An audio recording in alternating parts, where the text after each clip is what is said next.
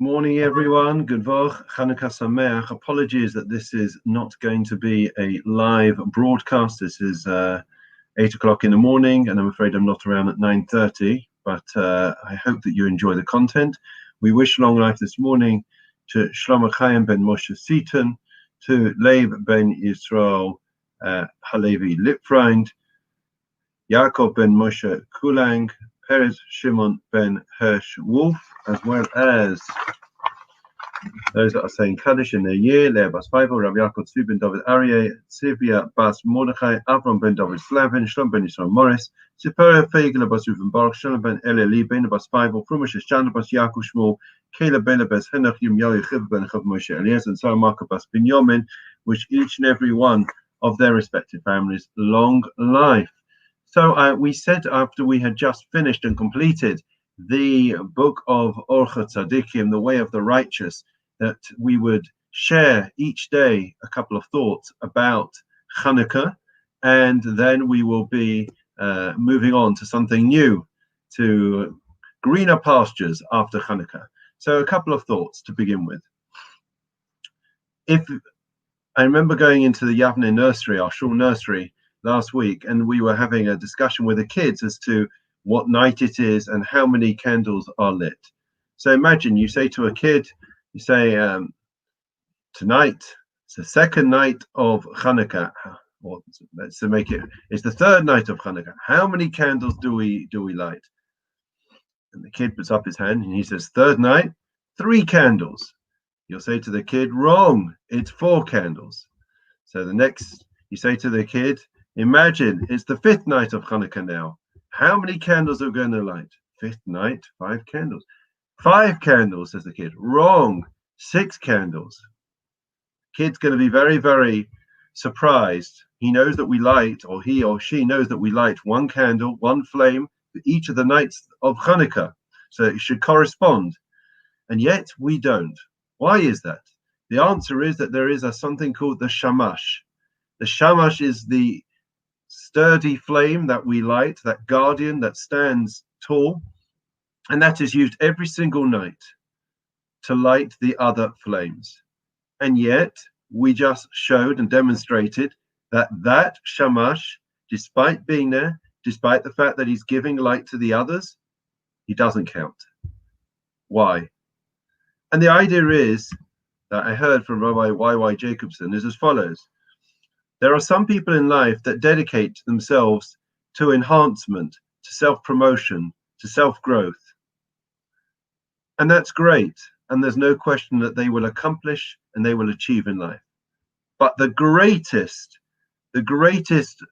accomplishment and achievement that a person can have in their life is when they are interested, or is when they focus their attention on other people. When you enhance and when you facilitate other people to accomplish and to achieve in life, that is when not only that they grow, but through their growth, you grow. You are the conduit for that new flame, for that greater light coming into the world.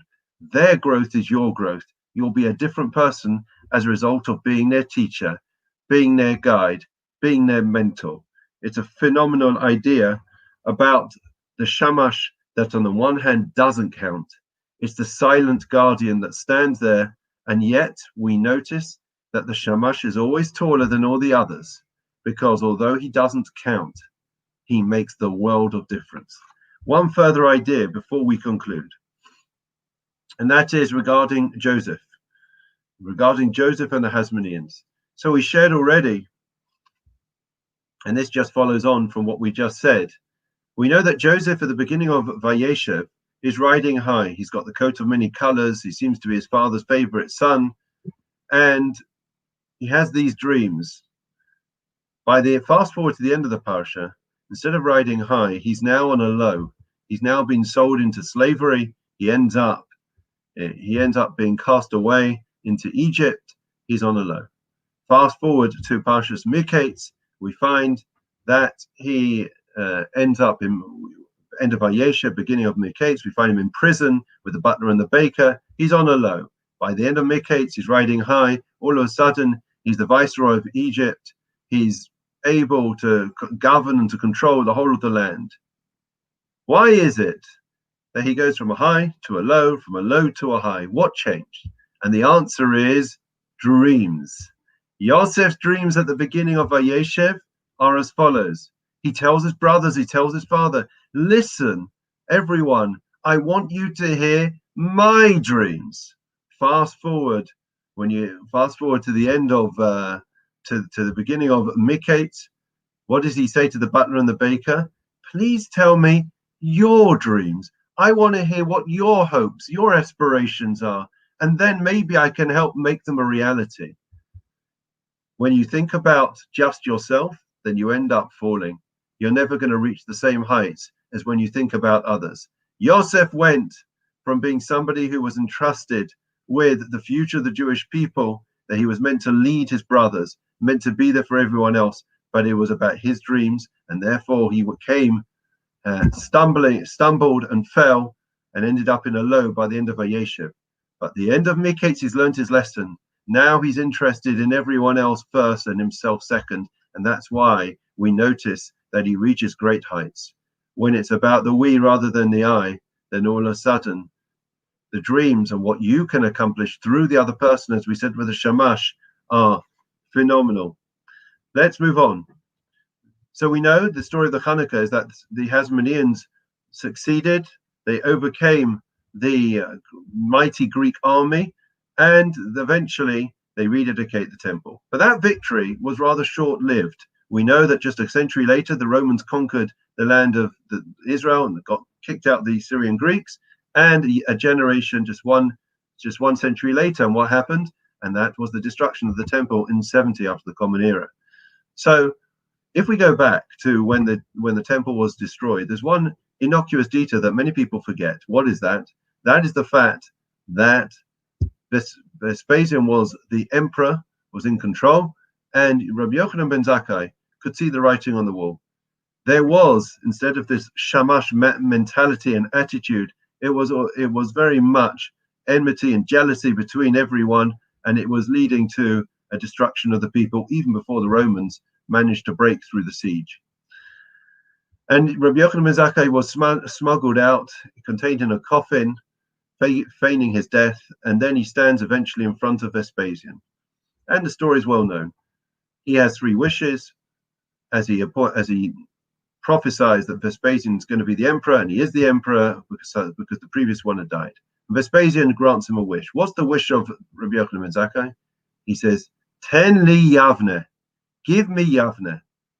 Why Yavne? Yavne was the oasis that was going to be the future for Rabbi Yochanan, with a handful of students, to be able to rebuild, to create a future for the Jewish people through learning Torah. For Vespasian, it was inconsequential. He wanted to get his hands on Jerusalem. He wanted to vanquish and to wipe out the population to ensure that they were governed under his rule. Little did he know that he had sown the seeds for the future of the Jewish people, because where there's learning, there's a future. And that is precisely what happened. Fast forward to an event that was uncovered only recently. There was a document that came out about Hitler, and it said that Hitler had learned his lesson from the Roman experience, where they let the Jews rebuild in Yavne, and then of course that led to the downfall of the Roman Empire eventually. So what happened? Hitler made an agreement. He said that he was prepared to get rid of the vermin, get rid of the Jews from Western Europe. He would let that, if they could find somewhere to settle and leave Europe completely, he would be prepared to let them go, as long as they would all disappear from Europe, or they would move to a different country. Of course, regrettably, there was nowhere for them to go. But he said there was one exception.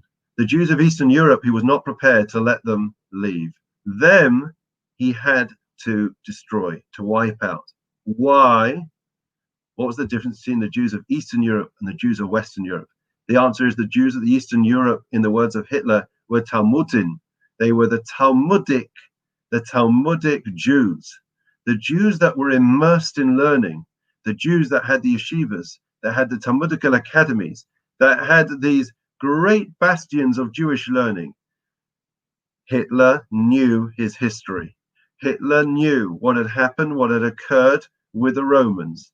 If you let there be another Yavne, it will mean that the Jews will continue to flourish for generations to come. But he doesn't mind about the fact that secular Jews, if you want to go, he knows that eventually, without the Torah, without the Jewish learning, they'll integrate, assimilate, and there's no future. It's interesting. Rabbi Y.Y. Jacobson pointed out, how many candles do we light over the whole of Chanukah? The answer is 36. How many tractates are there in the Talmud? 36. 36. That is the secret to our success and to our survival throughout the millennia. It's Jewish learning, Jewish continuity. So as we light those candles and those flames this Chanukah, and we watch those flames that eventually go up and bring greater light to our homes and to the outside darkness that surrounds us, remember this message, remember this lesson. Our enemies knew the secret to our Jewish existence, and it's it's incumbent on us to redouble our efforts, to educate and to re-educate and to rededicate ourselves, our families, and our youngsters, so that we do have a vibrant, thriving future for our families and for our people. We continue now with Psalm 23. The Lord is my shepherd, I shall not want. He causes me to lie down in green pastures. He leads me beside still waters. He restores my soul. He leads me in the paths of righteousness for his name's sake. Even as I walk in the valley of the shadow of death, I will fear no evil, for you are with me.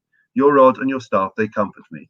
You set a table before me in the presence of my adversaries. You anointed my head with oil, my cup overflows. May only goodness and kindness pursue me all the days of my life, and I will dwell in the house of the Lord for the length of days. Memorial prayer. Adonai Lamim Zachoes Nishmois Shlomo Chaim ben Moshe Seaton, Levi ben Yisrael Halevi Lipfreund, Jacob ben Moshe Kulang, Peretz Shimon ben Hirsch Wolf, Leva Bas Feifel, Harav Yaakov Zwieben, David Aryeh, Tzivia Bas Mordechai, Avram ben David Slav, and Shlomo ben Yisrael Morris, Sipar Begelibus, Reuven Baruch, Shlomo ben Elali, ben Bas Feifel from Moshe Shamus, Yaakov Shmuel, Caleb ben Henach, Yirmiyahu, Chav, Yirmiyahu Yecheva ben Chav, Moshe Eliezer, Shalmachas Bas Binyamin, Shalach Uli Lamom, Began Aiden Taimanucha, Sam Lachim Malarachamim, Yasrain Besaisa Kanafabli Olambim, Viesabas Chaisashwasam Adonai, Nachlasam, Vianuchu Beshalom, Mishkavam, Venomar, Amen. Lastly, Refuah Shlema. Mi Sheber Chavzin Romans of Yaakov, Moshe Andav, Shlomo Yivarach, Rapes Achailim, Bavu Shanim Mispalim, Bavuram, Mitzel Zechel Baruch Hu, Yimalei Rachim Aleihem, Lachem Alefosam, Yishlachlim, Fushlim, Nishmaim, Lachol Arem, Basach, Shachal Yisrael, Refuah Sa Nefesh V'Sakuf, Hashabag Zmakariv and Amar, Amen. Wishing everyone well, keep safe, keep well, have a lovely day, and please God, look forward to seeing you at the rest of the program throughout the week.